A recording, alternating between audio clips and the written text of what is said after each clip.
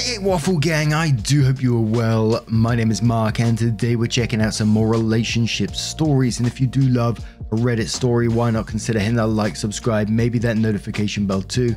Let's crack on with today's first story, which comes from a throwaway account and says, "Am I the a-hole? Calling my girlfriend selfish for refusing to learn sign language for my daughter. My daughter Ruby was born mute. She can understand words, but we use sign language to communicate. While she can use her phone or write, obviously she prefers to sign. The issue is my girlfriend Amanda. We've been dating for around 9 months and introduced our children around 3 months ago. They don't know sign language, so communication with Ruby was awkward at first. She hates having to write or use her phone at home, so I taught Amanda some basic signs beforehand. I've continued teaching her and Mia, Amanda's daughter, more in this time. Mia is getting a lot better actually. But Amanda has apparently decided it's too hard and refuses to learn anymore. She says that it's unnecessary since Ruby can understand her and communicate other ways, while Ruby is usually willing to do that for them. She doesn't enjoy it and finds it frustrating. I told Amanda she's being selfish and lazy, that it's not fair to put all the effort on Ruby.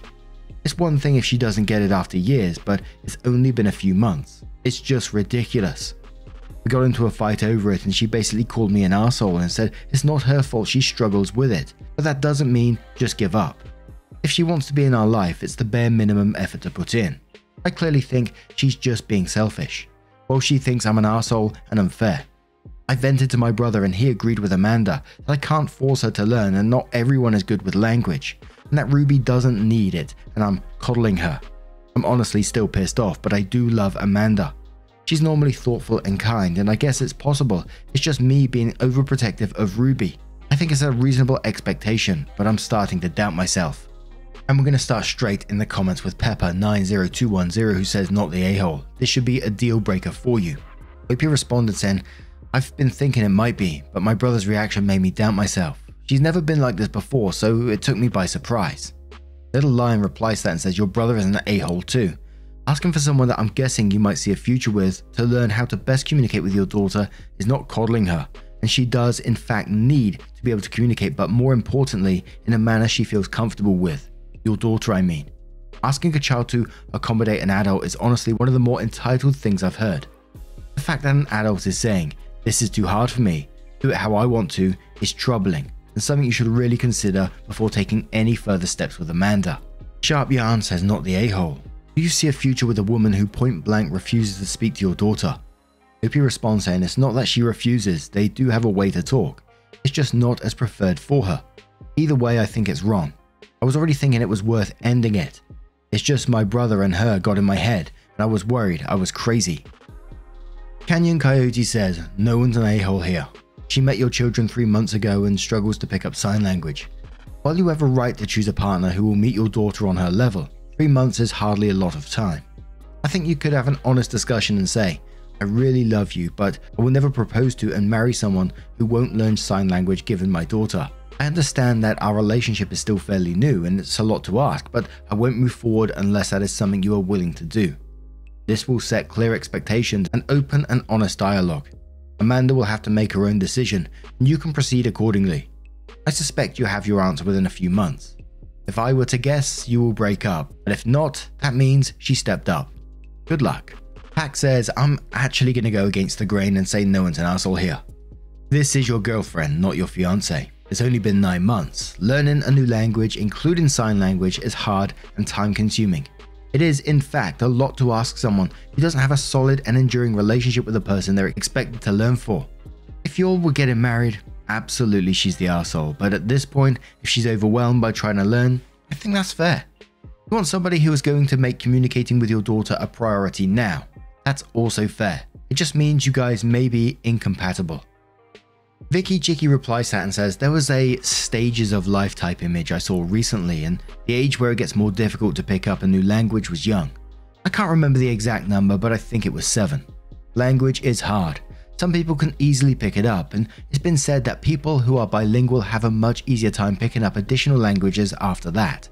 But overall, it's a huge commitment that takes a lot of time and effort. It's not like learning about a subject or how to ride a bike or something that's more straightforward/easier.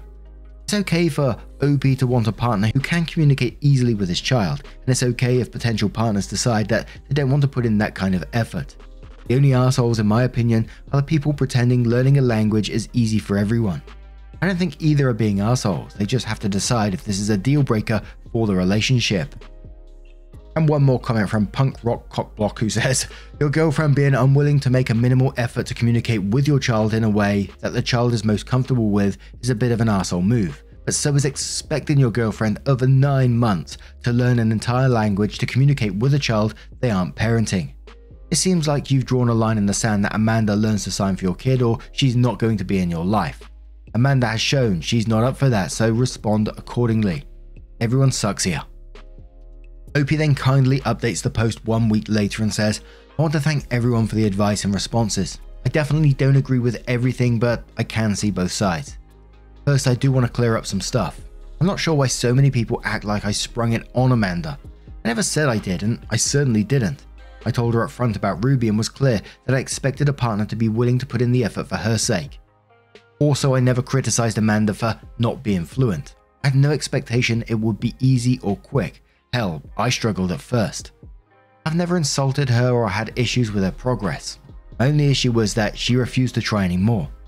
While my words were immature, it was only after she basically said it wasn't worth learning sign language that I got upset and said it.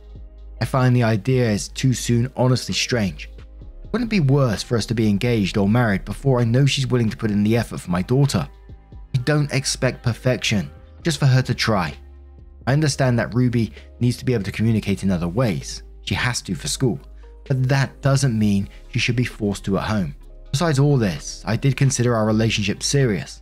I love Amanda. With that aside, I think it's mostly been resolved. Amanda came over and apologized for how she acted. She explained that she'd been trying to hide how much she was struggling and got frustrated seeing how quickly Maya was getting it while she understood nothing. Basically, Amanda was seeing how quickly and effortlessly I was getting close to Maya, and got frustrated how quickly Mia was getting it, while she understood nothing. Basically, Amanda was seeing how quickly and effortlessly I was getting close to Mia, and was feeling like she was useless with her lack of progress, especially knowing how important it was to me. We had a long talk about it. I apologized for my immature reaction and explained that it was always non-negotiable for me, and I brought up that if it would make her miserable and resentful, it may be better to separate. Amanda did not like that, and we talked about our relationship and expectations. I considered it serious the moment she met Ruby, while Amanda didn't see it quite the same way. She knew she wanted me in her life and understood that meant she had to try with Ruby. Amanda has decided to find her own professional teaching.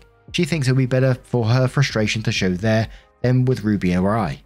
I'll keep teaching Mia, because she really enjoys it. It doesn't matter whether she is fluent as long as she is trying. I know Ruby will appreciate the effort.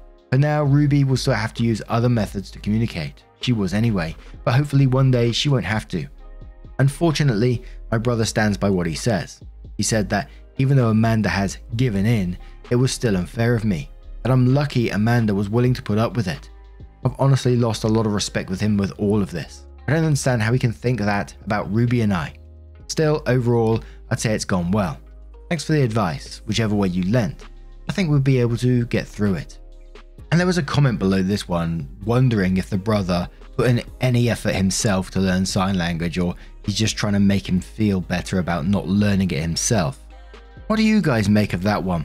Let me know your thoughts down in the comments below, and let's move on to another story. Now this one comes from Boring Throwaway account, who says, am I the a-hole for calling my girlfriend boring? My 29 male girlfriend, 25 female, have been together for a little over 5 years. She's rather introverted and doesn't drink or enjoy going out. She'd rather stay in and watch a movie or go to a nice dinner. I don't mind doing this sometimes, but sometimes I feel like it would be nice to have some drinks with my girlfriend. It feels like all she does is go to work on her dissertation, go to the gym and sleep. The other night I convinced her to go out to some bars. After a while she agreed, but said she was tired from work and school, so she only wanted to go out for a little while. I was fine with this, but the entire time we were out she was entirely sober, acting pissed off, and it was honestly not fun to be around. I got annoyed and told her her energy was bad, and she said it was just because she was tired, but she was enjoying the music. It didn't look like it at all. We left after a couple of hours. Normally when I'm with friends, I like to stay out till 2 to 3 a.m. The next morning I brought up how she was acting and suggested the next time we go out that she has just one drink to loosen up a bit, and maybe it'd be more fun for her. I also said that I feel weird being the only one getting drunk and that it sucks drinking alone. She disagreed and got mad at me, saying that I need to grow up and drinking and partying aren't everything. I'll admit that I've gone overboard going out with friends in the past, and it's led to arguments that I regrettably don't remember. But I've been depressed, and going out is one thing that makes me feel better. I jokingly asked her when she got so boring, and she snapped at me, saying that she would rather save up for a nice vacation or go to a music festival / concerts or a nice expensive dinner.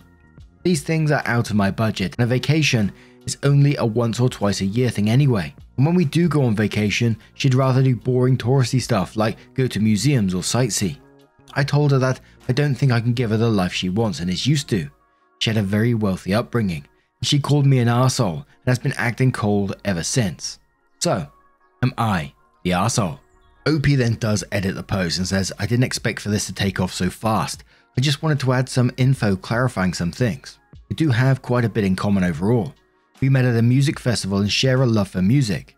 When we first started dating, when she was still in undergrad, we would go to concerts frequently and had a lot of fun. We have the same goofy sense of humor. We both like fitness and video games. We both like the travel. But like I said, I can't afford it right now. She's used to going on luxurious vacations abroad with her family that cost 10 to 30k, and I can't offer the same. I do love and care about her, which is why I want to go out with her. Only going out with my friends all the time is not the same. I originally liked how opposite we were because I felt like she brought balance to my life that I needed. But as I'm nearing 30, I regret not doing more in my 20s, and I'm scared of wasting time not having fun. I admit that my word choice was stupid, and while I was joking, it wasn't perceived that way. Outrageously Penguin says, you're the a-hole, you sound beyond boring. Your girlfriend likes to do things that actually engage her mind. All you want to do is get drunk, and insult her and start stupid arguments when you're too drunk. I hope she dumps you. She was trying to meet you in the middle and you acted like an ass about it. Gordon says, you're the a-hole, you sound like an alcoholic dude. The fact that she doesn't enjoy getting wasted with you until 2 a.m. doesn't mean she's boring. It means she has different priorities. She honestly sounds way more mature than you if her idea of having fun is saving up for a cool vacation to go see new things, while yours is just getting drunk all the time. College is over. Develop some fucking interest outside of drinking. You're the boring one. Affectionate Hand says, you're the a-hole. You are wrong. She's right. Grow up. We should normalize not drinking / not getting drunk. If you want to drink every once in a while, that's fine, but stop trying to act like there's a problem with people who don't drink. If you're going to have fun while sober, you're the one with a problem. Also, quite a few people will disagree with the idea that museums are boring. Maybe you just have different ideas of what is fun. Appropriate Let says, you're the a-hole, so you have different ideas of what is fun and what is worth spending money on. That's fine, but to try and goad her into drinking when she's repeatedly said she doesn't want to, and to call her names when she refuses is asshole behavior. You should think about breaking up, since it's pretty obvious you're not going in the same direction in life. Also, if she says she's tired, why don't you believe her? She's working and in grad school. She's fucking tired, and it's both normal and smart of her to prioritize rest and health when she's got free time. It's fine of you to prioritize having fun and getting drinks with your buddies, but those aren't her priorities.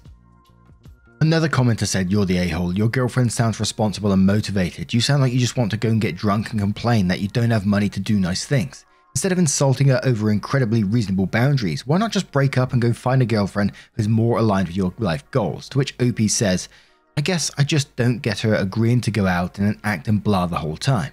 She even said recently that she wants to try and go out more because she wants to hang out with me and try to enjoy the things I enjoy.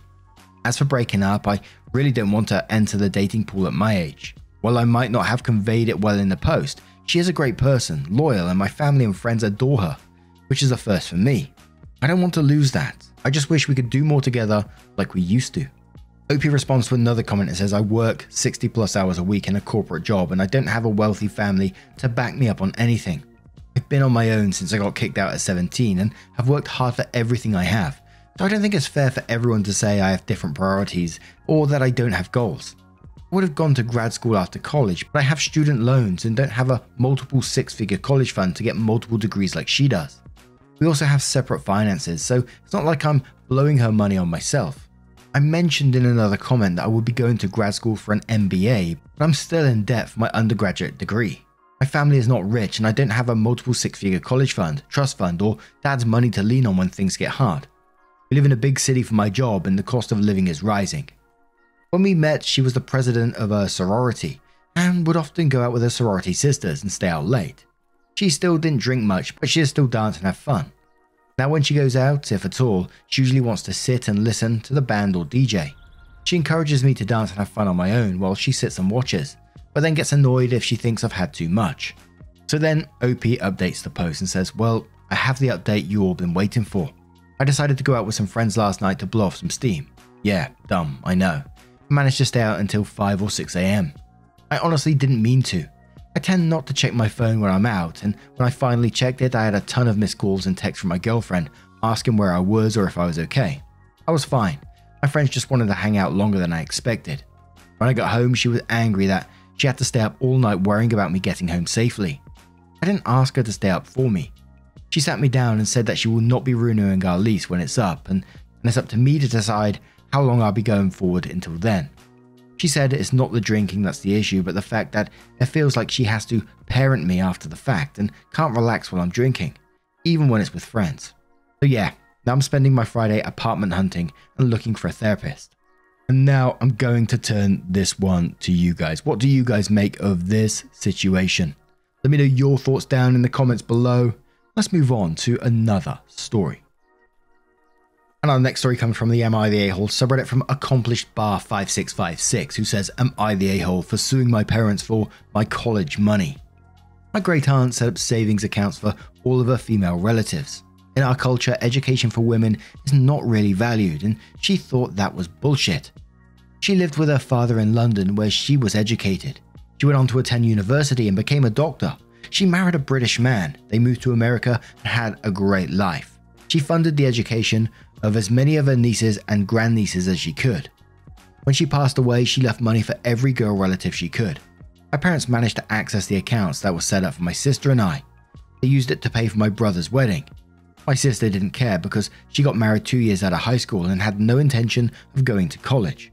When I graduated, I went to the bank to get money for school and it was almost all gone. There was like $13,000 left. I asked my parents about it and they said they had needed the money. I finally found out where the money went. I got furious. I got student loans and moved out. I'm a great source of shame to them and I don't give two fucks. I'm currently suing them for the money that was left for me. My entire family is against me. They all think I'm a complete arsehole for airing private family business in public and that I'm putting money ahead of family. My friends are all on my side, but they are all Americans and don't really get my culture. Neither do I, to be honest. My brother called me up and offered to pay for my university if I dropped the lawsuit. I agreed as long as we had a legally binding contract. He said I was being an asshole for not trusting him. I said he should not have accepted my money for his wedding. It is causing all kinds of embarrassment in our community. I am somewhat ashamed to be doing this, but I don't want to have this debt. I should not have. And we're starting the comments with Timely Ask 1327, who says, not the a-hole. Your parents didn't borrow your money. They stole it. Hope you have all the documents to show that money was yours. Your brother is also the asshole for trying to get you to drop a lawsuit with what is most likely a lie. If you have a chance to start a life without student debt, you do whatever you can to do that. Your parents, and I'm sorry but their culture, sounds completely toxic. I'm glad you got out. Hope you respond saying the student law center at my university is helping me with everything. I have proof that the money was mine. I'm trying to do everything I can so this does not become a criminal matter.